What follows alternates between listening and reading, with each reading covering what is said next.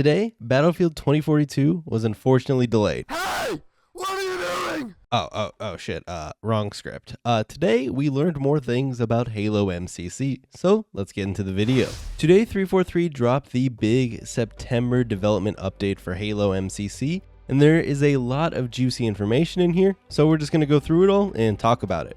So first things first, this is the first time that they've done a big dev update in quite some time, as recently they've been doing those more frequent weekly ones, but this is a nice big chunky one.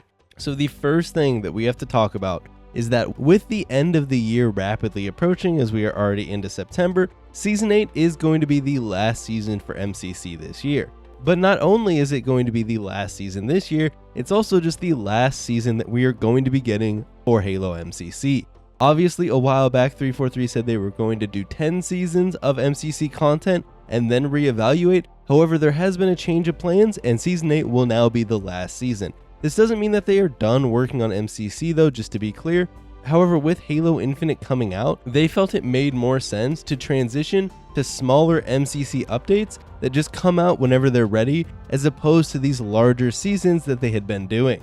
They did reiterate though that these updates will continue to be free and continue into 2022. And I know many of you are probably wondering what this means for things like challenges, season points, the exchange, and all those other things that we have become familiar with the MCC seasons. They're still working on how that's all going to work out. Honestly, I think I'm okay with this news. For a while, I've been saying I wouldn't be surprised if we didn't get 10 seasons of MCC updates, because I felt once Infinite came out, we probably weren't going to get these large seasons. And so obviously I'm not going to be like, I told you so, but what I thought might happen ended up happening. I am happy to see though that we're going to continue to get updates, and honestly, it might be better to just get these smaller updates more frequently, because then we don't have to wait months at a time for features that are probably already done, and it's just waiting on the rest of the season to be completed. I think one cool thing to think about this too is, if you guys have watched a lot of videos on my channel, the new seasons usually completely break Halo mods. So with Season 8 being the last season,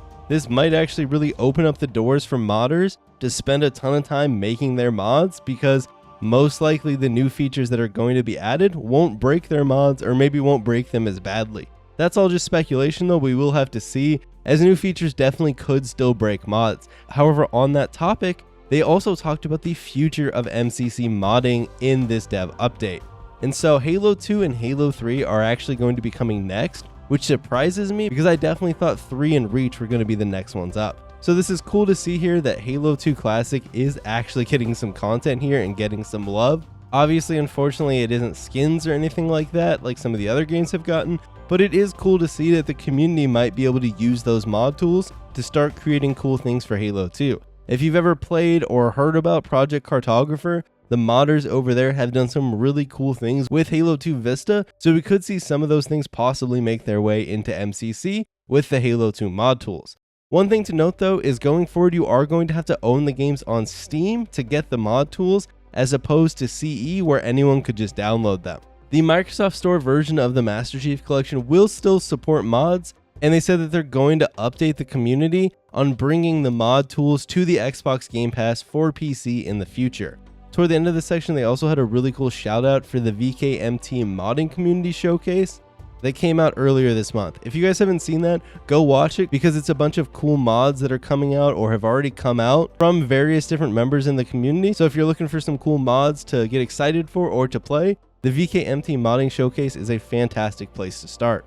Next up, they got into the section of things that are actively being developed. So like I said, Halo 2 and Halo 3 mod tools are currently in testing, and Halo Reach and Halo 4 are in development. Also actively in development is the Steam Workshop support, which will be absolutely huge, as it'll just make modding easier and more friendly for people who don't necessarily want to mess with files. We already knew this one, but view model adjustments are coming for all games in Season 8, Steam account linking coming in Season 8, PC file share coming in Season 8, and then the custom game browser support for Halo CE and Halo 3 coming with Season 8, and then the custom game browser filtering that we saw in the flights is also coming in Season 8.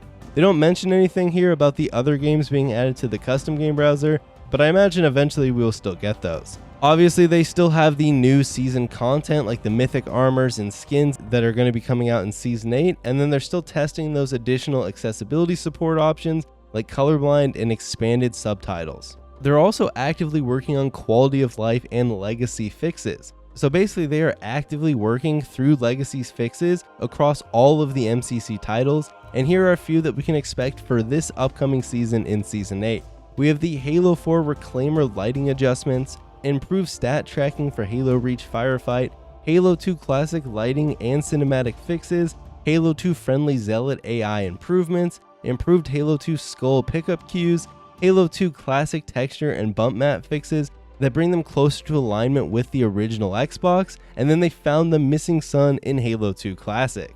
So definitely some cool quality of life and legacy fixes there, and it's nice to see Halo 2 Classic finally being worked on a little bit. Moving on to the next section, which was just the InDesign iteration. Basically, InDesign iteration, they just have the mod tools for Halo 4 and Halo 2 Anniversary, and then they're going to continue to improve the mod tools based on community feedback. So really, the future of MCC is in the community's hands to a certain degree. And that pretty much does it for the big things that were in this development update. Other than that, they had a whole little section talk about why they decided to kind of upgrade ODST Firefight and bring the Flood and the other new enemies into ODST Firefight, which is an interesting read if you're curious. And then they talked a little bit about some of the difficulties in bringing the Halo Online maps into Halo 3 MCC. And to summarize that section up, basically Sprint. The maps that were in Halo Online were obviously developed for Sprint, so bringing them into Halo 3 MCC posed some difficulties as Halo 3 does not have Sprint. So they had to play around with the maps a bit to kind of make them play a little bit better in Halo 3, and basically they just talked about some of the difficulties in doing that. And that's pretty much going to do it for this video. Let me know what you guys are most excited for coming up. Are you bummed that Season 8 is going to be the last season? Or are you maybe a little bit more like me, where you're just excited to see the new mod tools and see what really comes out of the community in the future once we have these cool mod tools? Just a little pre-spoiler here, I got a video coming out next week with a modder where we talk about all things MCC modding and Halo modding in 2021, so look out for that one, it's actually pretty interesting. Other than that, make sure you guys follow me over on Twitch, Twitter, Instagram, all the places, and with that said, I'll see you all next time.